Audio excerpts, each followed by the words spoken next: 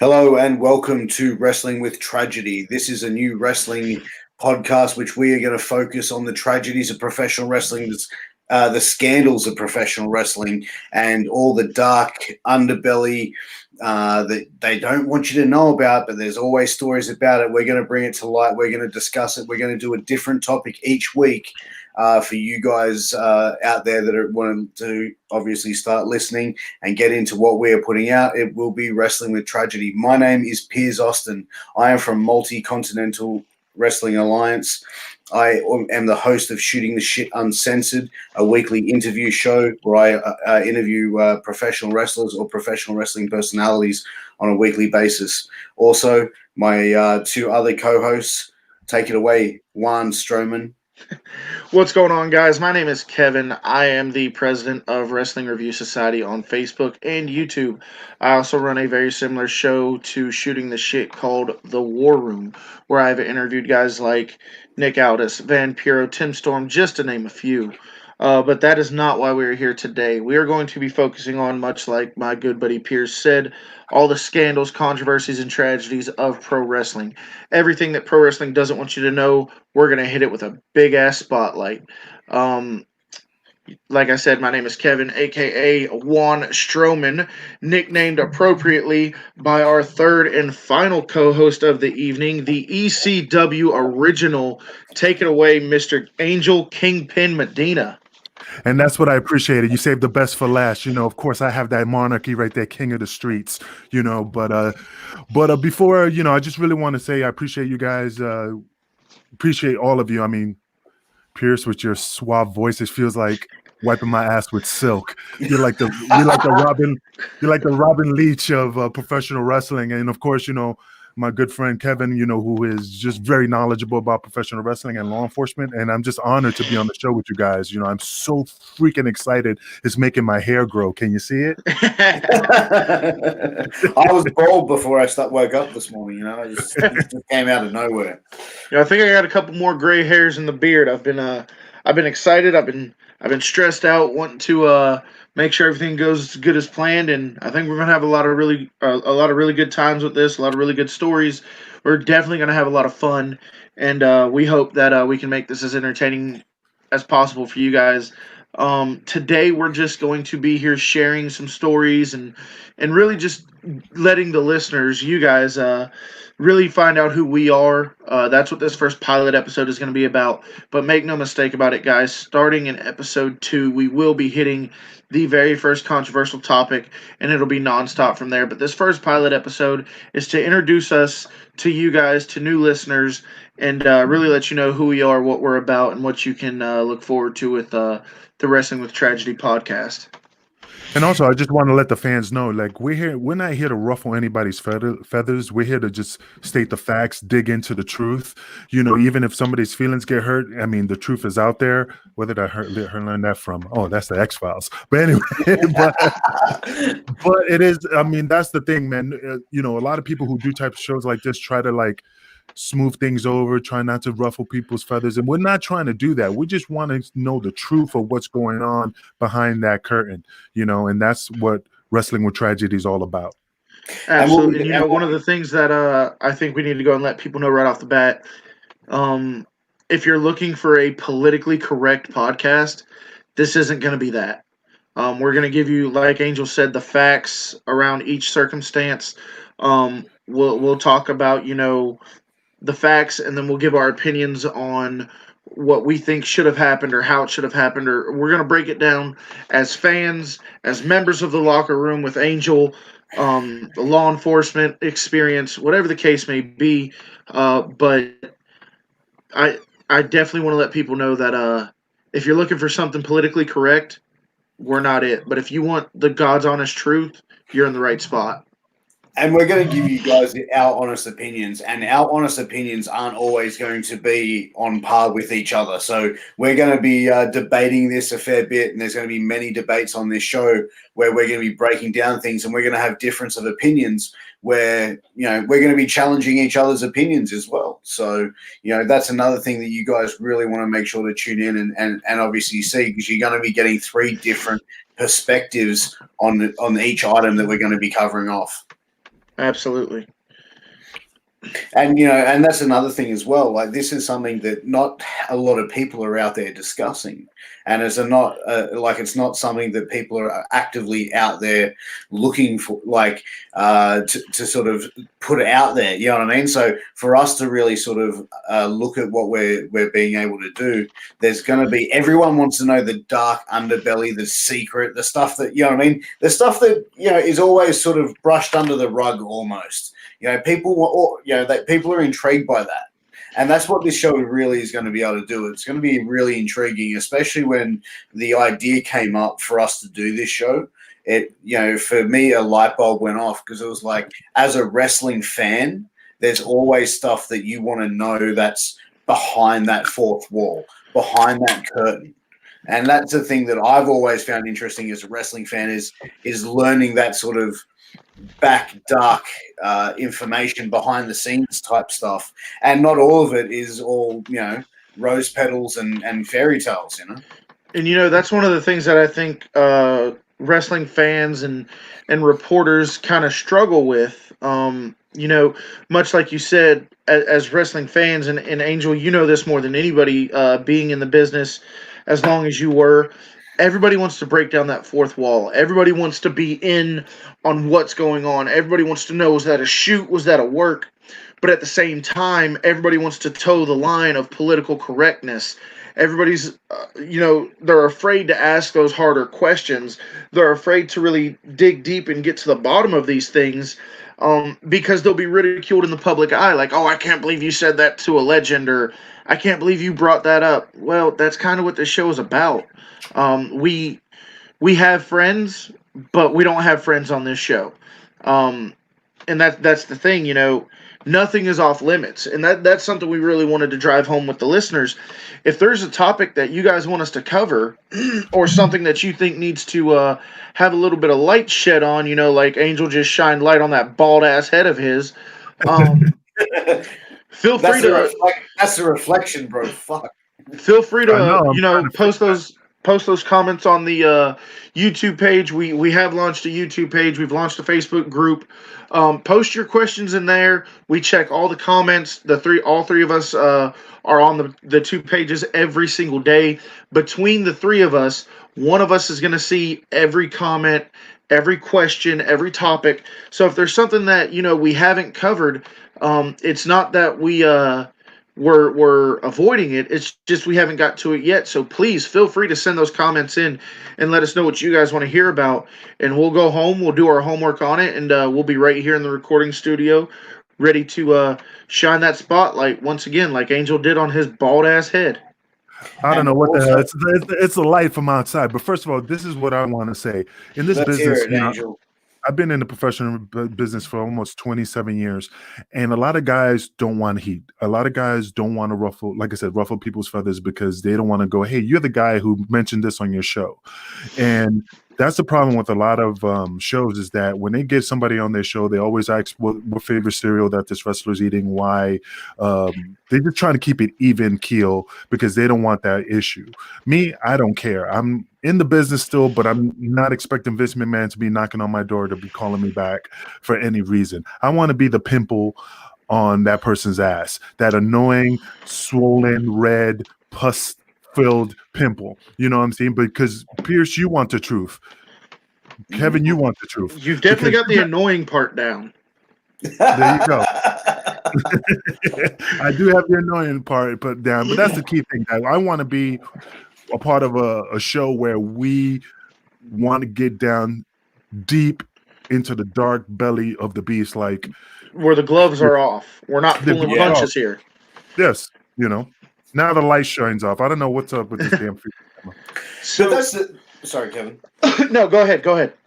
And that's the thing that's really going to be impressive with this show. And you guys can be interactive with us. You can let us know if you have a topic you want us to shine a light on. It might be a topic we already have lined up for a show, but why not? We're not going to sit here and say that we know absolutely everything. But if you give us a topic, well, you're Angel, and plus you're about 80 years old, so you should know everything. But I'm kidding, bro. I love you. You know that. But let's be honest, Angel. We could slit your throat and watch the dust come out. Oh, Well, first Jesus. of all, I mean, Pierce never even answered my what is it, Westall, whatever this thing I was watching the documentary about the UFO in Australia, Westall, whatever that thing I was asking you about. You never answered me. You got no love for me. I got nothing but love for you, man. But that's the thing. You can also follow us on Twitter and Instagram at Wrestle Tragedy. You can find us there. Hit us up, follow us. You'll be able to see all the updates for everything that we're going to be putting out with this show, for this podcast. And as we said, you can contact us. And like I said, we're not going to claim to know it all, but if you give us a juicy topic that we don't know about it, you can bet your ass that we're going to go and look into it, and we're going to learn everything we can, and we're going to bring you an episode about it. So guys, here's the thing. We really wanted to get these formalities out of the way. We really wanted to come here and let you guys know, because we understand a lot of you are members of MWA. A lot of you are members of Wrestling Review Society. You know who we are. This first pilot episode is really targeted toward the new listeners and even the returning listeners, but really letting you know what this podcast is going to be about and how it's different from anything else that we've done and different than what a lot of people are doing. So we really wanted to take this first episode, like I said, to tell you a lot about us. But don't worry, we are going to give you some very entertaining things to take away from this. We just didn't want to start a brand new story and not be able to give it the time that it's due, and end up running short. So we're not going to get into any major topics on this first episode, but definitely starting in the next episode, we are going to start with our very first controversial story. But with that being said, we do want to leave you with some entertaining things. So here to tell us some crazy, unfiltered, unbridled locker room stories from the good old ECW days, Angel. Kind of walk us through like what goes on in an ECW locker room. Man, how many hours do we have on this show? That's the key thing. We've got about 30 more minutes left for this pilot. We're going to try to stick to about an hour-long show, so we're not asking them to devote too much time. But with this first pilot, we're looking at about 45 minutes, hour tops. But look, man, I think everybody, including myself and Piers, we always want to know, we get to see what happens when you guys walk through that curtain and you get in the ring and you're doing your craft and you're performing your art, because wrestling truly is an art form in itself.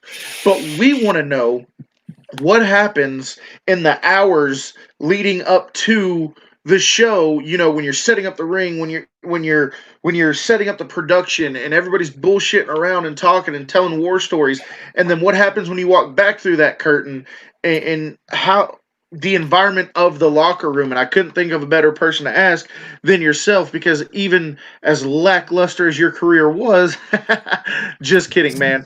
You were still there with some of the greats. So, guys, that's just a jab. We love making fun of each other. You always jab the ones you care about the most.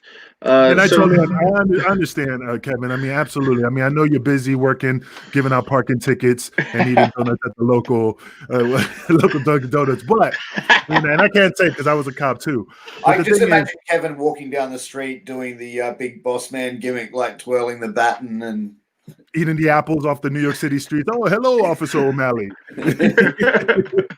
But the thing about the ECW locker room, like I know all the boys say that we were a family, we love each other, we have this bond. I mean, we've been in bar fights, we always backed each other's play, even when we thought they were wrong.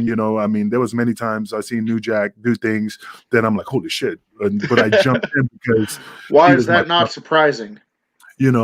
But I mean, it's just after the shows, man, the shenanigans, the adventures, the by things the way, New Jack, if you're watching, I meant no harm by that. Please don't come find me and kill me.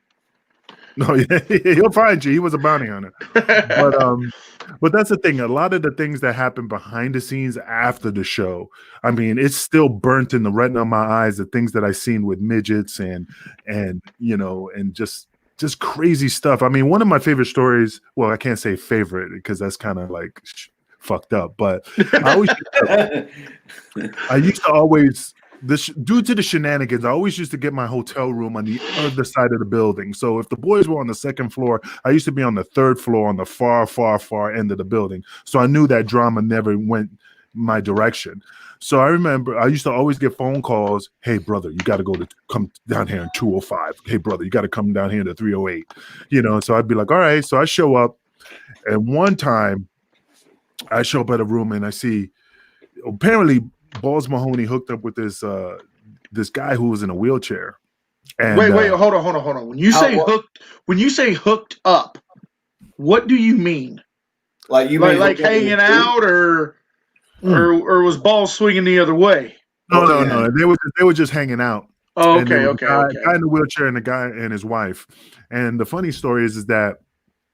Well, let me build up the story before I showed up to the room. Supposedly he was a fan. They met at the show and they ended back up at the hotel, and apparently they were doing the gimmick and just sniffing the glow, the white glow, and stuff like that. But they're chasing a white pony. There you go, man. And so fortunately, what happened was they were having a good time, and all of a sudden, they pinned the guy. When I show up, they had this guy in the wheelchair with his brakes on, and they pinned him up against the wall. Because he's in a wheelchair, so they put the bed. They pushed him against the wall, where the bed and the bed and the wheels are just against the wall. And so this guy can't move.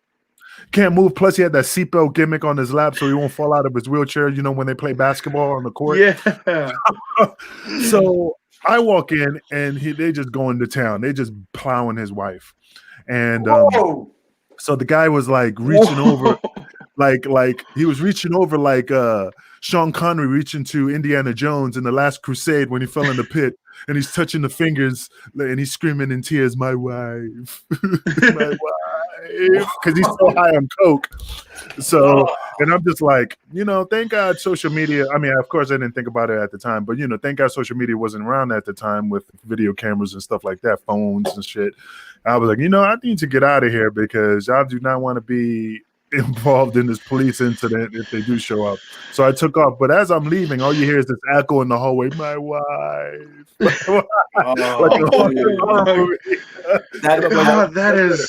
That is like next level shit. But what was the aftermath of that? Like, what was the next day? Did you? Well, hold on. Before we get to the aftermath of it, what? I guess what I'm trying to figure out is how do you get there? I mean, I understand when you're on the powder and all. I mean, shit happens. I mean, I see it every day. For those of you who don't know, I'm a police officer in my day job, but I see this stuff all the time. But I'm just like, was the husband and the wife into that kind of thing, like bringing other people into the relationship, or was this, hey, he's in a wheelchair and he can't fight back anyway, so let's do this? I think the thing is that, of course, when you're on the white powder, it brings, just like being drunk, it just brings out all your emotions and stuff like that. But the thing was, I think they were into it, hanging out with Balls Mahoney. I think things were just escalating. And I think he was cool at first. And then that paranoia and all this, craziness started going in his head. And all of a sudden, he just started getting emotional. I think he was digging it at first. Dig it. Sticking the Slim Jim in there, like, ooh, Oh, yeah, brother. But the thing is, I think he just I just think he just sniffed a little bit of too much, and he just got emotional and just started watching Balls. Trust me, I've seen Balls naked. He doesn't have to worry about, being like, oh, he's so big. I was like, what the fuck? It looked like a belly button sticking out. Oh, God. Oh, yeah. Balls was he wasn't hanging. That's why they call him Balls, because he had more balls than he had dick. But you know what? Like that's crazy. The fact that was a situation. Like when you saw that, like, were you just like, all right, I'm out, or did you feel bad for the guy, or like what was your mentality? Let's be honest. Angel wanted to join in. Well, after he jerked off, like then, like did you feel bad? She didn't look at all appealing. She looked like her teeth looked like one of those swinging doors you see in westerns. Every time she breathed, it just like moved. God. And but the thing is that, like I said, being a wrestler. Okay, when I was a cop, I used to live by this rule: what I believe and what I have to do are two different things. Yeah. So my convictions So when I went in there and the guy's like, yeah, man, this woman, she just kept pushing me, and she punched me in the head. And I go, I totally understand what you're saying, man. She pushed your buttons. But due to the fact that I'm a cop, I have to arrest you on domestic violence. So the thing was just like wrestling, even though I'm like, man, that's some fucked up shit. I still had to have a mindset as a wrestler, like, So hey, you were in the room, man. You knew what was going to happen. this is a little off topic, but you bring that up, and I have a question because here in Georgia it's a little different. As far as domestic violence goes, it always goes to the first one to initiate physical contact or what we call the prime aggressor. Now, a lot of people think the prime aggressor is the one who throws the first hit. That's not necessarily always the case. If me and you were to get into a fight and you were to hit me first, and then I hit you and you fall down, now the fight's over. You're down. If I continue to hit you, even though you hit me first, if I had a chance to walk away, but I didn't, and I reinitiated, now I'm the prime aggressor, and even though you hit me first, I'm going to jail. Well, here in Wichita, it's whoever first self-initiated the fight. Gotcha.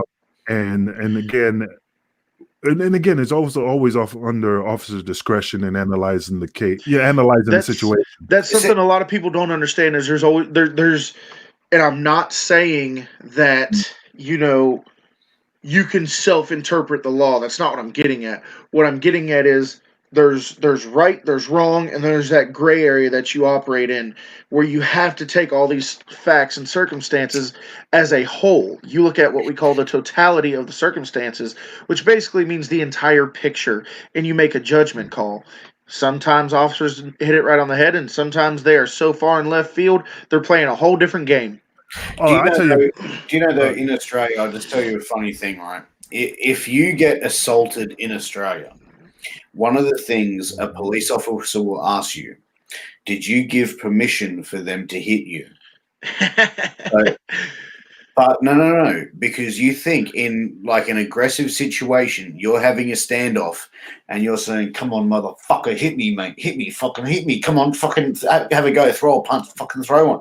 If that person then turns around and throws one, hits you, you asked for it. You asked for it. You told it. You gave them verbal permission to strike. Wow. Wow. You know, that's funny. I mean, I here, that doesn't fly here. If you self-initiate the punch, even if the guy says, hit me, you still be like, all right, but you hook them and book them, It's still assault. For us, it instantly goes to a charge called a fray. And a fray basically means two people agreeing into a physical confrontation in a public setting. But with that being said, guys, we're not here to banter you about the law and stuff like that. Just figured it was a good time to ask a little side banter. But anyway, wait. Before we go any further, let me give you one police story. You'll like this. Kevin will get entertained because I was on a call. My end of the shift was at 10 o'clock. I get a call at 9:45. So of course, as a cop, motherfucker.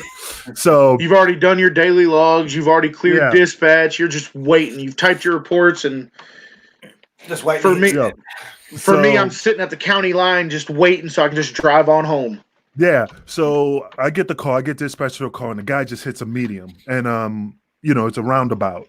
So the guy went straight and hit the medium and took the tires from the front of his tires off. So he's up leaning against this medium, technically a roundabout. So I show up on scene and it's raining and I'm just like, and then EMS is there and they're like, yeah, he hit the medium and his car is totaled.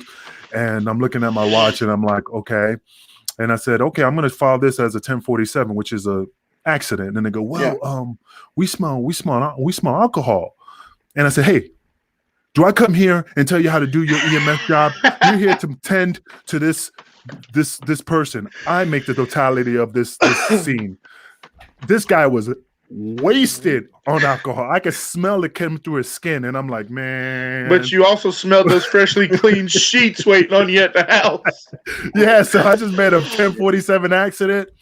I said, hey, take him to the hospital, and I'll file this report under this case. And I went home. I went back to the station, filled it out, and went home at 10 o'clock. Perfect timing. But that's when Angel was no longer a police officer. I know.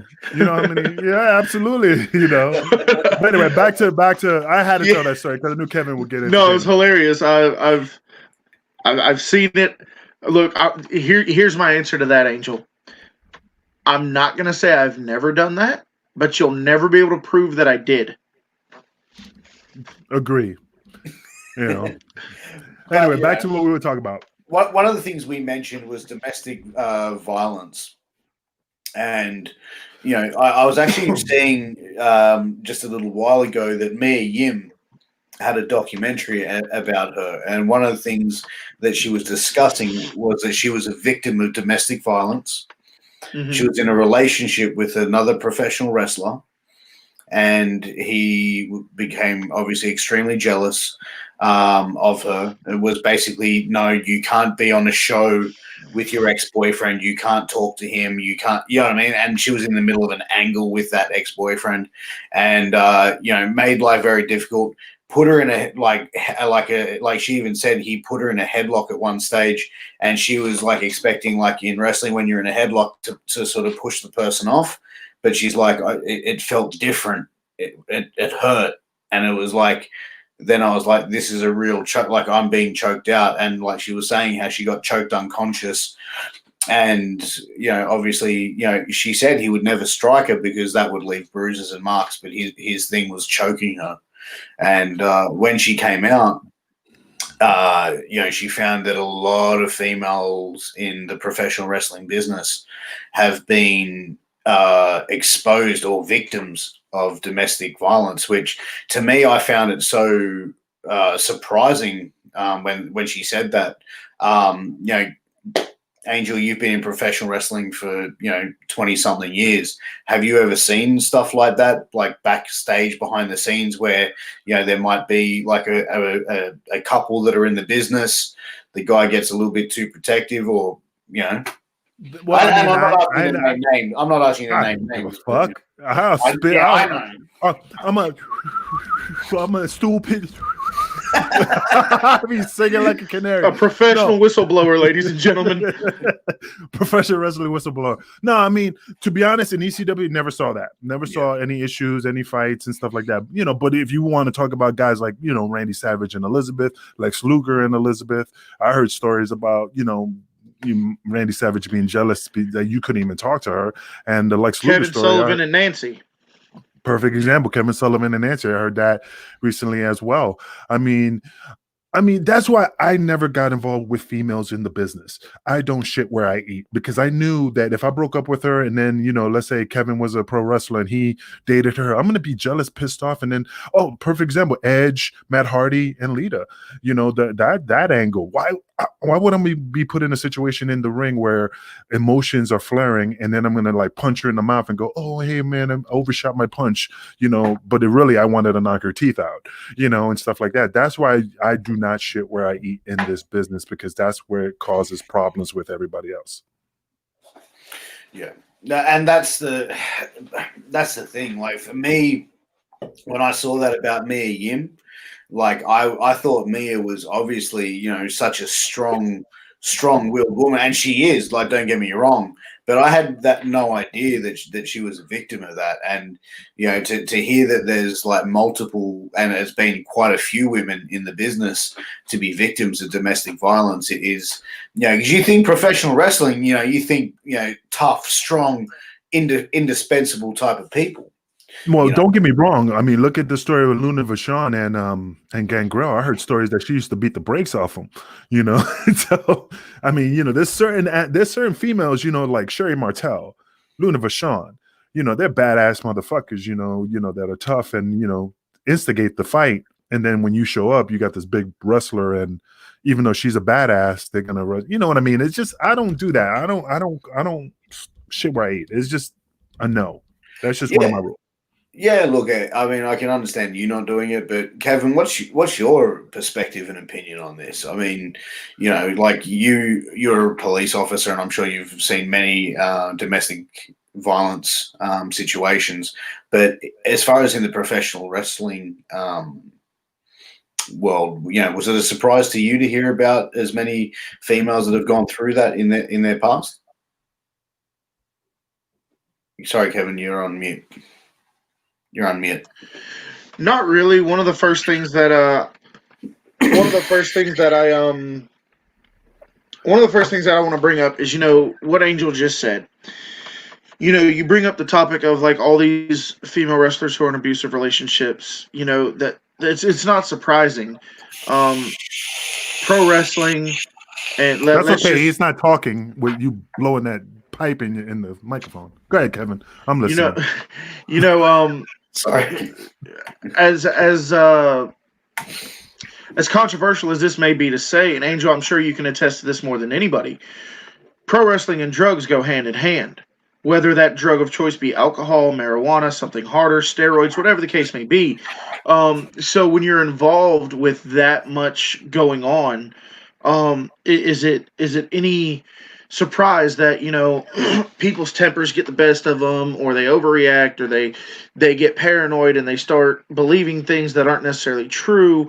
And then when you mix all those things together, especially nowadays when you have intergender matches, let's just say a man's wrestling a female, and that female happens to be in a relationship with another wrestler, and he's on the sauce, or he's partaking in other activities, and then he goes and watches the wrestling match, and it's no longer a match to him. It's, oh, that guy's out there grabbing on her ass and stuff like that. So it's no surprise that happens. But one thing I do want to point out, what Angel said, you also had these females being abusive towards males. And what was our first reaction? Our first reaction when he said that he saw a woman beat the shit out of a man, every one of us laughed. However, when the tables are turned and we hear, oh, a man beat the shit out of a woman, we're all up in arms and up and offended. Yeah. Why is that so different? Domestic violence and domestic abuse is a violence and abuse across the board, whether it be man on woman, man on man, woman on woman, whatever the case may be. But society has kind of told us, well, men should just be able to take it. They're bigger, they're stronger, whatever the case may be. And I don't necessarily agree with that. I agree. Being raised where I'm at, one of the biggest things that, and I don't, like Angel said, what I agree with, in my opinion, especially in law enforcement, are two completely different things.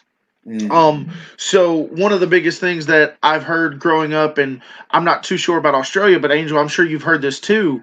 If a woman's going to hit you like a man, she needs to be hit like a man. I don't necessarily agree with that. What I do agree with is women should not put themselves in a position to be done that way. Now, listen, guys, I know I just hit a real big trigger button. Let me explain. I'm not saying domestic violence is the victim's fault. Obviously, it's not. What I mean when I say women should not put themselves in that position, what I mean is women should not initiate physical contact on a man. That's what I mean when I say they shouldn't put themselves in that position. If a man's just being a scumbag and he's choking you out because you didn't fold his pants the right way, he's a fucking shitbag. He's a piece of scum. He's the worst thing on the planet. But when I say women don't need to put themselves in that position, what I mean is when you take a calm, cool, collective man having a disagreement, don't walk up there and just deck him in the face.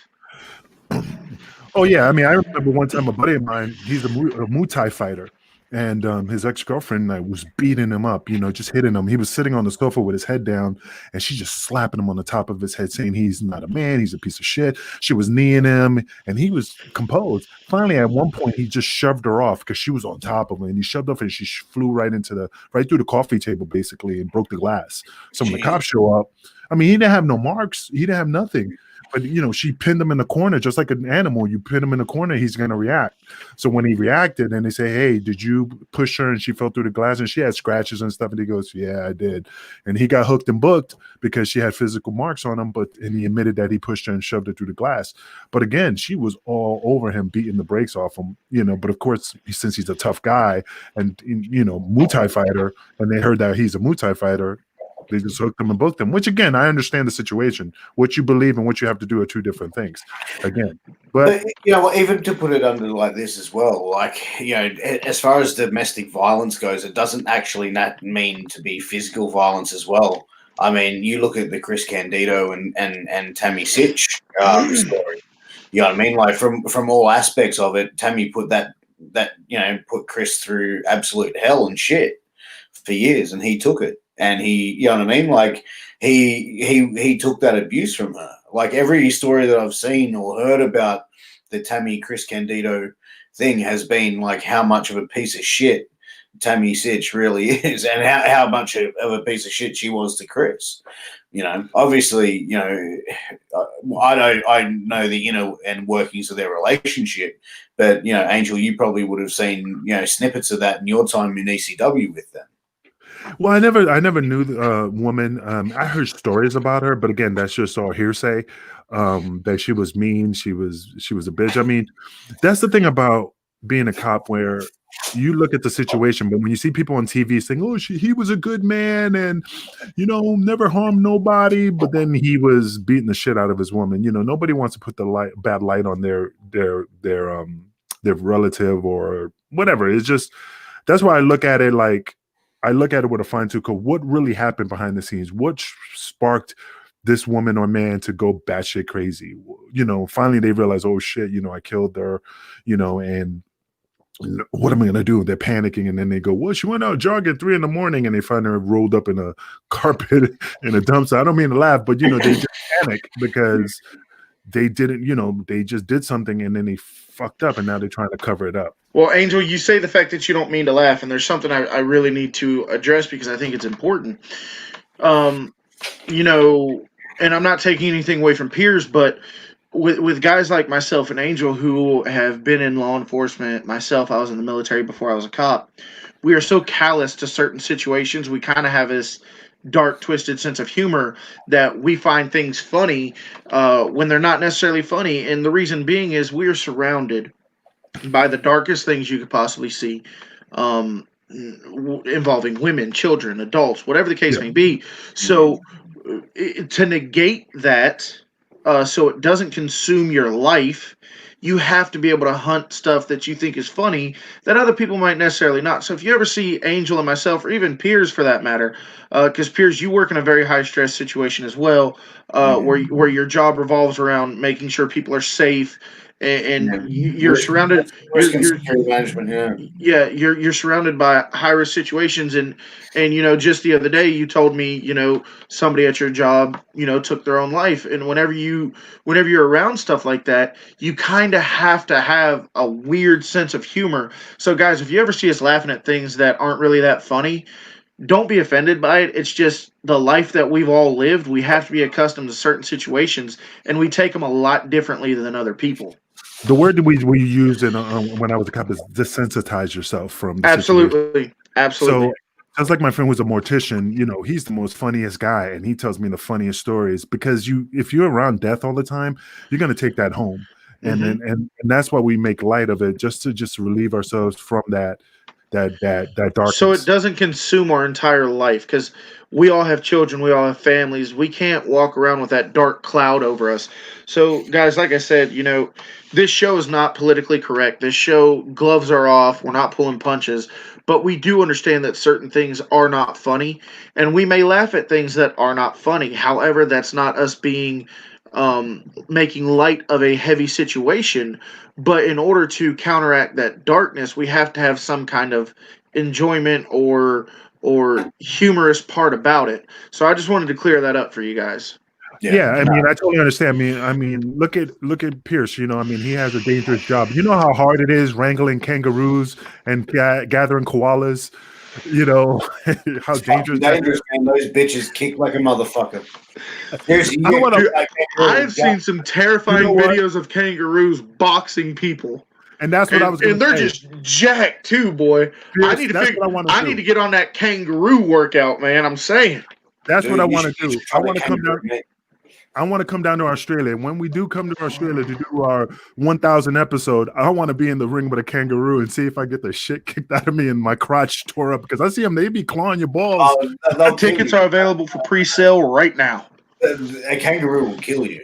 I know. I see videos. No, their feet, they'll go up on their tail, they'll kick you, and with their feet, they'll like rip your stomach open. Like that's. I seen the guy's pants get ripped open. Like the kangaroo attacked him and he ripped his balls up. Yeah, but that was like on a Saturday night at your house. That wasn't in Wild. Um, guys, Your friend the furry that came over and put on the kangaroo suit. we've kind of gotten sidetracked with all this. We're just having a lot of fun. Like I said, we didn't want to touch on a topic and have to cut it short. So this was just, like I said, a pilot episode to get you guys to get to know who we are. Hope you've really enjoyed it. But before we sign off, Before we say, it's just like Robert De Niro and Goodfellas, just a little taste. there's a very funny story that Angel shared with Piers and myself, and I was trying to figure out a way to work it in here, and there was a perfect window for it, and Piers ruined it like he does everything else. But I really want you guys to hear this story. So, Angel, if you will enlighten me, you told a story about Sinister Minister, also known as Father James Mitchell. Please, for the comedic pleasure of our viewing audience, tell us this amazing story because it is absolutely great. Oh well, oh my God! It was during the ECW time where there was a girl who used to come to the shows. I mean, she had the hugest breasts, and we used to call her Leatherface. And if you watch Pierce's previous show with me, I mentioned about Leatherface who had this fucked up tooth, but but she used to hook up with the boys. But one story is that she hooked up with the boys and they were in the room, and James Mitchell was, fist fucking her, and he lost his satanic ring inside of her as they were fucking her with action figures, ECW action figures, and classy. Oh yeah, it was class. It was class. I mean, but at least it was, an action figure. But anyway, she loses the ring and she squeezes it out, of course, using her Kegel muscles and stuff like that. You could definitely buy those Benoit balls to strengthen those Kegel muscles. But anyway, so supposedly we're at the Hammerstein Ballroom. It was one of our pay-per-views, and she shows up. It was big me and Big Sal Graciano. We're standing outside, and she walks up to us. Where's James Mitchell at? Where's Sinister Minister? And we're like, he's inside. Well, I'm pregnant. And we had this big old grin that came up like the Joker from Batman. And we looked at each other like, wait right here. We'll go get him. Just let us present. So we run. I mean, we literally run. And Sal doesn't run, and he ran. So we ran in there, and he's by the ring watching guys work out. And we're like, Mitchell, guess what? And he goes, what? Leatherface is outside looking for you. And he's like, okay, and for what? Wait for it. Let me savor this moment. Put the chapstick on. She's pregnant, and you're the father. And he looked at me like, you need to go out and talk to her. So he's walking out there, went like, oh, we're running over there. He goes, guys, can you please let me go talk to her? Okay, we gave her. So basically, he went out there and talked, but I don't know if she was pregnant or not. But it was so funny, his expression. I mean, even though he's played the devil gimmick, he turned red. He turned red like the devil, and he was just like, motherfucker, But I mean, he was really low key. I mean, especially when he blew his finger off one time at one of the shows, and I mean, he was always cool and collect. Hey, I'm good, I'm fine. It's just a flesh wound. It's all right. Blood spread out. I guess one of the biggest questions is, did he ever get his ring back? Yeah, she squeezed it out. It made that little pop sound, like. Did she squeeze it out in front of everyone, or was it like? I wasn't there. I just know she squeezed it out. Maybe it just shot across the room like a bullet, like when you shoot eggs out or something. Like a potato gun, like a ping pong ball. Yeah, I mean, like I said, there's so many stories. There's so many things that, again, I never done drugs. Besides, I mean, a couple things there, but I was more coherent than a lot of the boys. So I have a fresh memory because a lot of the guys be like, I did that. Hell yeah, you did that. But it's just like they will pop up eventually, these classic stories and stuff. That is absolutely awesome. That is my favorite wrestling story of all time. You should get him on the show and ask him that. I've sent him an email. He hasn't got or I think he did get back to me. He just hasn't said yes or no. I love the guy. He's a good dude. He's a good dude. But like I said, the thing about this show is that as you hear these conversations, see how deep we get. I mean, we will get deep with with the topics and stuff like that. It's going to be fun and very entertaining, and very like, oh shit, I never knew that. So just be ready for roller coaster rides. Roller coaster And guys, Absolutely. in saying that, guys, we just wanted to be here to introduce us and the show to give you guys a bit of a taste of what to expect with Wrestling with Tragedy. Please make sure to follow us on Facebook, subscribe to us on YouTube, and you can also follow us on Twitter and Instagram at Wrestle Tragedy. So please, guys, come support us, follow us, keep up to date with all of our content that we'll be having coming out. Kevin, have you got anything you'd like to end on before we make it down to the Kingpin himself? I just want to say, guys, look, like I said, this first episode is just to get let you guys get to know us a little bit, and really bring you into some of our lives. But starting the very next episode, we are going to get into these taboo topics and these touchy topics that nobody else really wants to talk about. But with that being said, guys, thank you for following us over here. Thank you for being viewers and listeners of the podcast. If you want more wrestling content in your life, like I said, I do run Wrestling Review Society on Facebook and YouTube. Feel free to check those out anytime you would like to. We'd love to have you.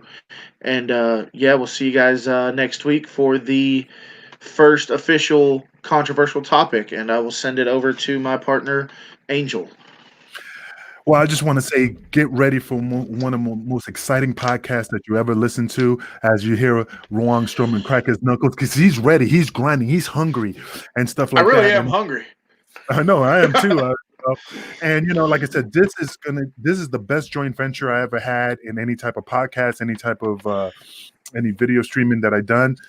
I am so excited, and every day is going to be. Let me just say that you guys are in for a treat.